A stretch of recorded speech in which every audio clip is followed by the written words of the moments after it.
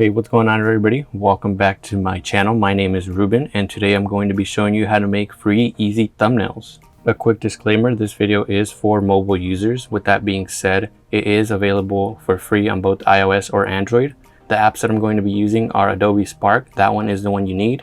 Adobe Lightroom is optional. I'd also like to point out that the final product that you see here on a Lightroom or Adobe Spark, the thumbnail that I made earlier, it was just a quick session for me. I wanted to get some quick practice in, but you can definitely go in and add more details to your thumbnails. The tutorial I'm going to be giving you is a quick tutorial, and like I said, you can go in and add more detail.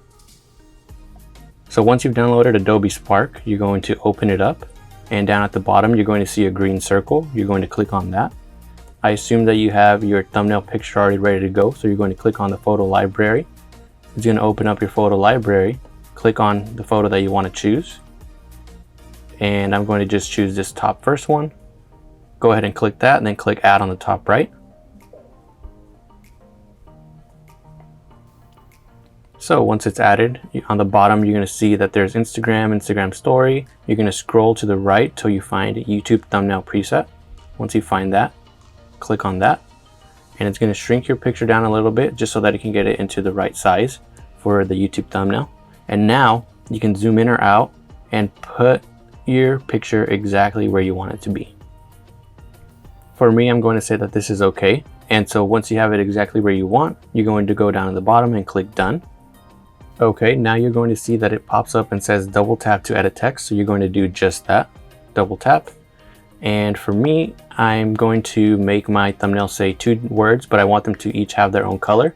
So I'm going to say the first one is easy, and then we're going to click done. And once you do that, you can go ahead and move around your text, make it larger, make it smaller. You can just mess around with it, get it to the exact size that you want, place it where you want. You can even rotate it by using 2 fingers.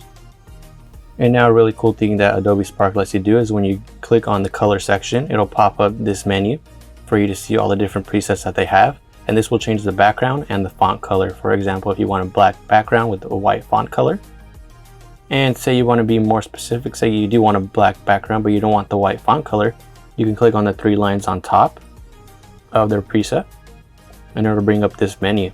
Okay, once you're in this menu, if you want to have the black background but you don't want the white font color, you just click on the box that you want to change. We want to change the white font, so we're going to go ahead and click on the white.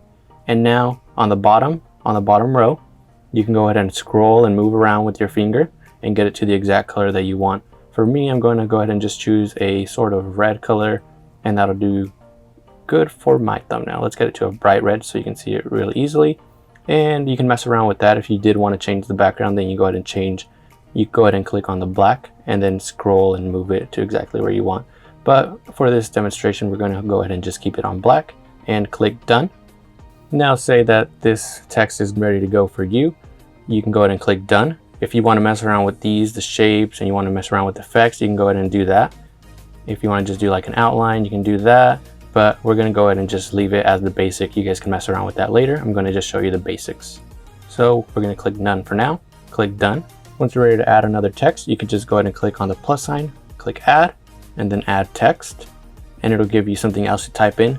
I'm just going to make the second text thumbnail. And we're going to click done. And you see that it's going to pop it up as my custom preset as before.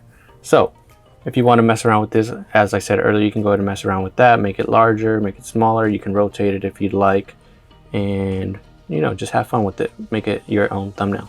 We're going to just keep it straight for now. Call it good. You're going to click color. Now say you want to change this one so that it's opposite from the first one. You can go ahead and just go back, and Adobe Spark is going to have your preset already ready to go. So you can just click the arrow, it'll switch the background to red and your font to black. Now you can go ahead and just click done for that one. And if this is all that you wanted to do, if you're done messing around with it, you're done messing with everything else, all the other options that is given to you, then you can go ahead and just click save on the top right and click save image. And now it's saved to your camera roll. Okay, and once it's saved to your camera roll, you can go ahead and open up Lightroom. Okay, so now that we're here in Lightroom, we're going to go down to the bottom right and click on the little plus sign with the picture. Go click on from camera roll. The thumbnail that you made in Adobe Spark should be in there. Click on that first one. And now here in Adobe Lightroom, you can mess around with the brightness, the contrast. You can add some fading on the sides, and I'll show you guys how to do all of that. So for me, I just like to add a little bit of contrast onto my thumbnails. I feel like it makes it a little bit nicer.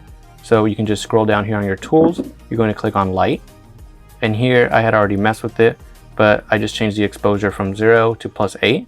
You can mess around with these settings, exposure, highlights, and see how you want to have your thumbnail. For me, I'm going to go ahead and say that contrast at +8 is perfect. And now what I like to add is on effects. You have this option right here.